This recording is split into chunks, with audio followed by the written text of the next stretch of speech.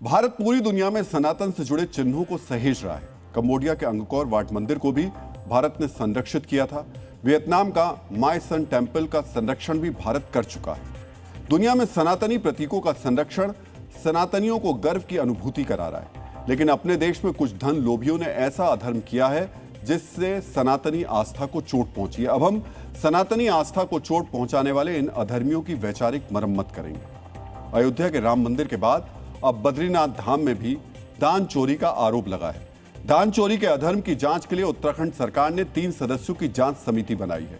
पहले आपको बताते हैं कि इस कमेटी में किसे किसे शामिल किया गया है। गढ़वाल कमिश्नर अनंत स्वरूप हाई लेवल जांच कमेटी की अध्यक्षता करेंगे।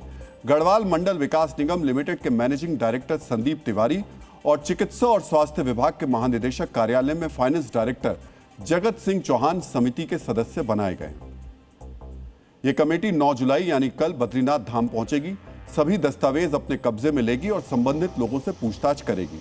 आगे की जांच पर समिति के सदस्य संदीप तिवारी से हमारे संवाददाता सुरेंद्र डसीला ने बात की। मौके पे जाके ही चीज़ों को समझने में आसानी होगी कि किस तरह से वहाँ हुंडी जो है जाती है काउंटिंग रूम में, कैसे वहाँ काउंटिंग होती है और सारी प्रक्रिया को मौके को देख के ही समझना पड़ेगा।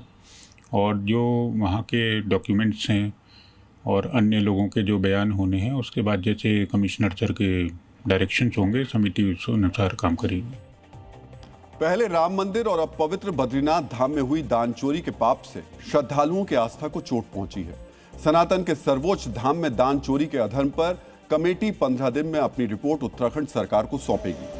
जांच के दौरान जरूरत पड़ने पर कमेटी किसी भी अधिकारी, विशेषज्ञ या अन्य संबंधित व्यक्ति से सहायता या राय ले सकती है।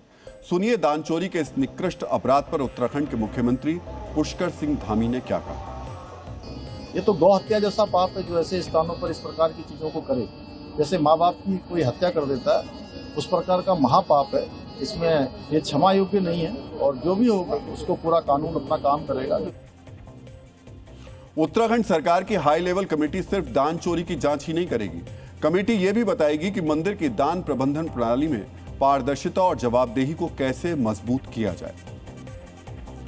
राम मंदिर में दान चोरी के अधर्म की चर्चा के बीच 2 जुलाई को बद्रीनाथ केदारनाथ मंदिर समिति को दान चोरी की शिकायत संबंधी एक चिट्ठी भेजी गई थी। अयोध्या में रामकोष से चोरी का आरोप नकदी गिनने वाले 8 आरोपियों पर लगा है। वहीं बद्रीनाथ मंदिर में दान चोरी का आरोप बद्रीनाथ केदारनाथ मंदिर समिति के चेयरमैन के निजी सचिव प्रमोद नौटियाल पर लगा है।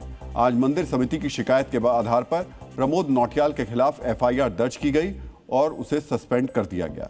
प्रमोद नौटियाल को 2003 में बद्रीनाथ केदारनाथ मंदिर समिति में अस्थायी कर्मचारी के रूप में नियुक्ति मिली थी। 2014 में उसे स्थायी नियुक्ति दे दी गई, जबकि जिस पद पर वो तैनात था उसे स्थायी किए जाने का कोई प्रावधान नहीं था।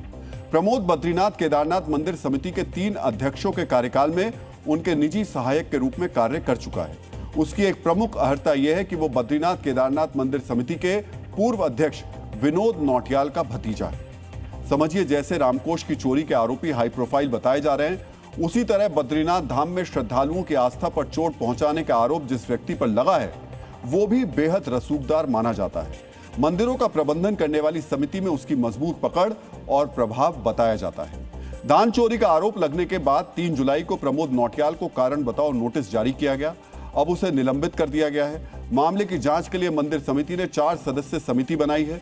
इस समिति की प्रारंभिक जांच रिपोर्ट में भगवान बद्री विशाल के खजाने में सेंध लगाने की शिकायत प्रथम दृष्टया सही पाई गई है।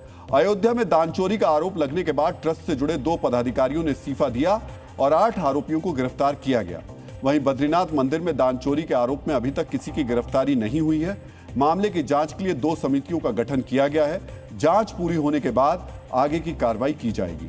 बद्रीनाथ मंदिर में दान चोरी सिर्फ धन के लालच में किया गया अपराध नहीं है, यह सनातनियों के सबसे पवित्र धाम में किया गया अधर्म है।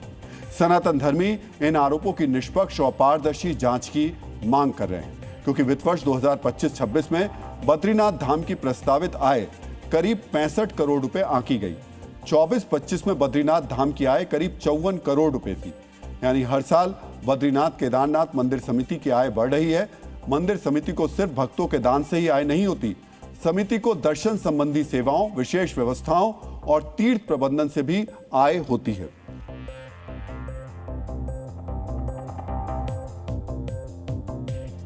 वर्ष 2000 से 2018 के बीच बद्री केदार धाम को कुल 7 किलो सोना और 3,800 किलो चांदी भी चढ़ावे में मिली थी।